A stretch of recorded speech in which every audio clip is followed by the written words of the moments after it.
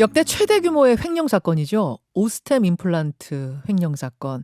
직원이 회사 돈 2,215억 원을 횡령한 사건입니다. 범인은 검거가 됐습니다만 이 횡령 사건의 범행 수법이 이해가 가지 않을 정도로 허술하다는 이런 의문점이 남아요.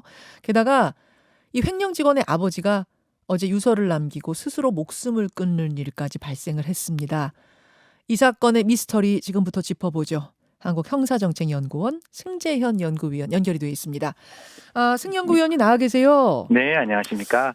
네네. 이 사건 너무 복잡해요. 좀 그쵸. 예, 예. 타임라인을 따라서 정리 네네. 한번 해주시겠습니까? 이 사건은 또 어떻게 보면 굉장히 간단한 사건이에요. 그냥 쉽게 말을 하면 네. 재무팀장이라는 사람이 회사에 쌓여있는 돈을 자기 주머니 돈 같이 사용했다. 이게 이제 첫 번째고, 네. 자기 주머니 돈 같이 사용했기 때문에 우리는 그걸 형법상 횡령이라고 하는데, 네. 그 횡령 금액이 자기 회사 자본금보다 더 높은 2,200억 가까운, 2,215억 가까운 돈을 횡령을 했다. 그것도 한두 번 횡령했는 게 아니라 굉장히 많은 횟수를 거쳐서 횡령을 했기 때문에 이 국민들 입장에서는 도대체 상장회사에 있는 재무팀장이라는 사람이 이렇게까지 회사 돈을 사용할 수 있게끔 만들었다는 게 국민들 입장에서는 굉장히 놀라운 일이에요. 지금 처음에는 네네. 지난해 10월부터 12월에 한 차례 네네. 뭐 1,800억 원 땡겨가지고 주식한 거 요것만 알았는데 네네. 조사를 하면 할수록 앞에 경험이 맞습니다. 더 있었던 게 계속 나오네요. 네. 처음에 이제 이 사람이 회사에 있는 돈 50억을 한번 이제 꺼내봤어요. 꺼내보는데, 이게 아무도 이 50억을 꺼내서 쓰는 걸 모르는 거예요. 그게 언제예요? 그렇게 그게 해서 50억 꺼낸 기본적으로 그 가는 게 옛날에 있는 2020년대부터 한 10개월에 거쳐서 그 정도 돈을 지금 이제 사용했던 그 내용들이 보이고 있기 때문에 사실 그런 내용들이 굉장히 국민들의 입장에서는 좀 힘들게 보일 수가 있는 거죠. 그리고 이렇게 50억을 쓰고 난 다음에 더 큰 문제는 다음에는 이 사람이 조금 더 큰 돈을 좀 꺼내볼 수 있지 않을까라고 생각해서 뭐 이제 그 시청자 여러분께 그냥 금액을 정확히 말하면 이제 조금 이제 헷갈리실 것 같아서 좀 러프하게 말씀드리면 한 480억을 한 5번 정도 또 꺼내서 쓰는 거예요. 근데 480억을 또 한 5번 꺼내 쓰는데 이것도 아무도 모르는 거예요. 네. 그러다 보니 이 사람이 마지막에 이제 간이 굉장히 커져서 1,400억이라는 돈을 이제 꺼내서 그 유명한 파주 왕개미로 소문 나게끔 한 동진 세미캠에 돈을 투자해서 이제 주식을 사게 되는 좀 어떻게 보면 어처구니 없는 일이 일어나는 거죠. 자기 돈도 아니고 분명히 회사 돈인데 회사 돈을 50억 한번 넣었다, 그다음 뺐다. 그럼 그 빼가지고요. 주식에 넣었다가 단타치고 다시 넣은 거예요, 회사에? 네, 그러니까 그 부분은 이제 우리 경찰이 지금 조사를 하고 있는데 지금 나와 있는 여러 가지 정황을 보면 제일 처음에는 뭐 주식을 통해서 한 300억 정도 손해 봤다고 하는데 제대로 조사를 해보니까 한 780억 정도 주식을 이제 사서 한 손해가 남는 금액이 그 정도 된다라고 이야기를 하는 거니까 결국 회사 돈을 빼서 자기가 주식을 단타치고 다시 집어넣고 처음에 한 100억 정도를 이제 주식을 이제 저 회사 돈을 빼서 쓰고 난 다음에 100억을 다시 돌려놓는 정황이 보이거든요. 그럼 그런 정황은 이때는 단타쳐서 이익이 났나? 또 이런 생각을 할 수밖에 없는. 그래서 어떻게 보면 회사 돈으로 이제 주식을 투자하고 주식을 해서 일정 부분 수익도 났지만 또 굉장히 많은 손해가 한 782억 정도 손해가 났는 그런 어떤 사건이라고 말씀드리겠습니다. 예, 그렇게 이제 하다가 마지막에는 정말 간이 커져가지고 1,800억 넘게 투자를 했고 이번에는 물려버렸어요. 그게 확 물려버리고 그렇죠. 그러자 뭐 이번에는 방법이 없이 그 돈을 찾아서 그걸로 금괴도 사고 부동산 투자도 하고 리조트 회원권도 뭐 투자하고 이렇게 막 분산 투자를. 자, 여기서부터입니다. 네네. 위원님. 네네. 사실 이게 여기서 이제 어떻게 문제가 됐는가 하면 가족들이 이제 이 부분에 적극적으로 개입하는 정황이 보여요. 물론 뭐 처음에 한 50억, 100억 했을 때는 가족들이 모를 수 있는데 사실 갑자기 만약에 우리 앵커께서도 뭐 이제 남편분께서 아니면 뭐 제 얘기를 들면 갑자기 제가 저희 집사람한테 야, 집 한 채 사봐. 이거 한 20억 정도 되는데 내가 현금 줄 테니까 집 사. 그리고 오피스텔도 사봐. 그리고 야 리조트 회원권도 좀 필요하니까 이것도 좀 사봐라고 이야기를 한다면 보통은 물어보는 게 인지상정이잖아요. 그렇죠. 이 돈이 무슨 돈이야? 이 돈 어떻게 났어? 이거 갖고 정말 집 사도 되는 거야? 라고 물어보는 게 인지상정이라면. 물어보는 정도가 아니라 그 정도면 신고해야 됩니다. 갑자기 20억 들고 와가지고 뭐 산다 그러면 이거 말이 안 그렇죠. 되죠. 그래서 여기에서 이제 제가 봤을 때는 이 부분이 보통 형법상으로는 그냥 증거를 인멸할 때 친족인 경우는 처벌하지 않는데 우린 범죄수익은닉법에 따라서 범죄 수익을 수수하면 처벌받게 되어 있거든요. 그렇기 때문에 지금 같은 경우에는 뭐 여러 가지 정황이 좀 보여요. 돌아가신 그 아버님 때문에 조금 말씀드리기 좀 죄송스럽고 조심스럽지만 그 아버님 차를 이용해서 검계를 이동했던 부분도 보이고 또 처제들도 같이 여기에 가담했던 정황이 보여서 오스템 임플란트 측에서는 이 친족과 가족들을 범죄 수익 은닉에 관련된 범죄로 지금 고소를 한 상황입니다. 거기까지입니다, 여러분. 일단 거기까지고 돈도 지금 뭐 금괴도 찾고 이러고 있는데 다 찾지는 못했어요. 못했습니다. 예. 그 상황에서 승 박사님 보시기에 사건이 참 허술하다. 뭔가 의문이 계속 남는다 하는 점이 몇 개 보이신다면서요?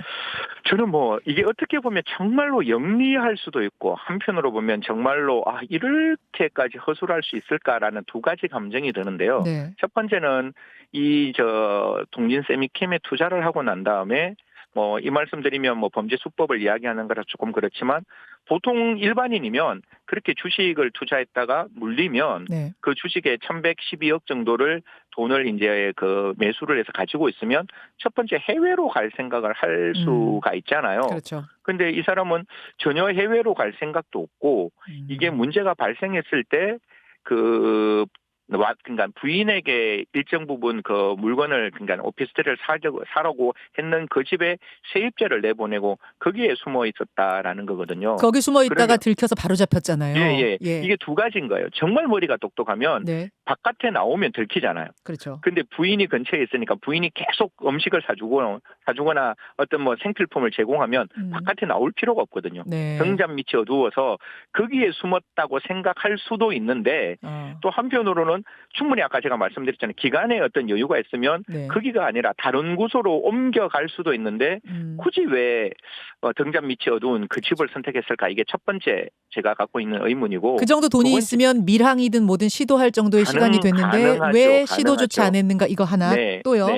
두 번째는 이게 금괴예요. 물론 뭐 금이라는 게 뭐 이것도 뭐 범죄 수법이라 좀 그런데 추적하기 어렵기는 맞아요. 분명히 시리얼 넘버는 있지만 그걸 다른 형태로 바꾸면 그게 표시나지 않을 수는 있는데 문제는 이게 850kg 1톤 가까운 그 무게가 있는 금괴를 과연 다른 데로 옮길 수도 없는데 왜 금괴를 사서 범죄 수익을 은닉하려고 했을까?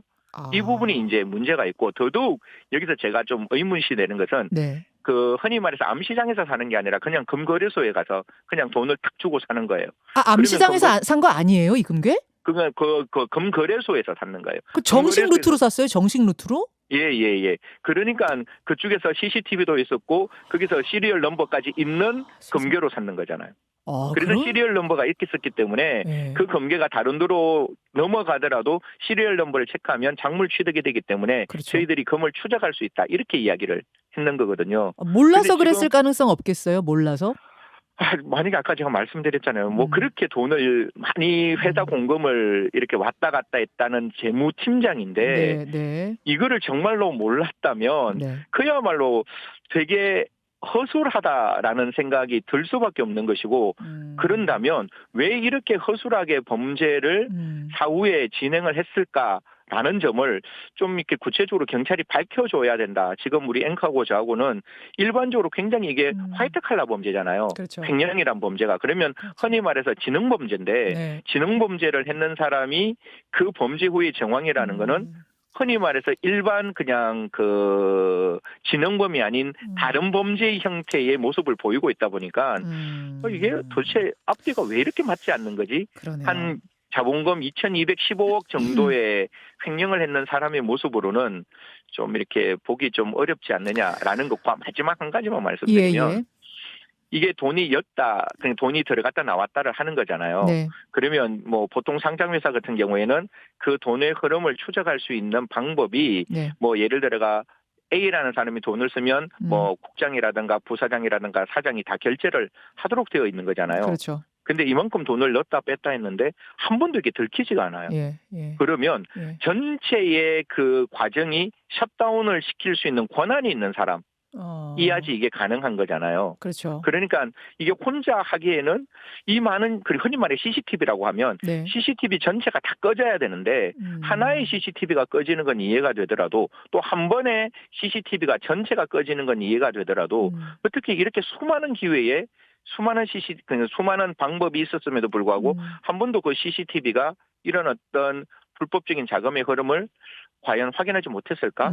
이게 과연 잔고증명 하나로 이렇게까지 허술하게 회사 공금을 쓸 수 있는 건가? 자, 의원님, 지금 이제 시간이 다 돼서 정리를 해야 되는데 네. 이제 CCTV는 네네. 지금 예를 들어주신 거죠. 어떻게 하나에도 안 잡혔느냐 이 말씀. 그렇죠. 그러면 그 과정, 예. 가족이 공범인 건 거의 지금 확실해 보이고 네네네. 다른 공범, 회사 내건 어디건 더 있을 가능성 있다 그 말씀이시죠? 예, 그걸 한번 찾아봐야 한다. 그럼 반드시 수사해야 알겠습니다. 된다. 이런 말씀 드리겠습니다. 여기까지요. 네네. 고맙습니다. 네, 감사합니다.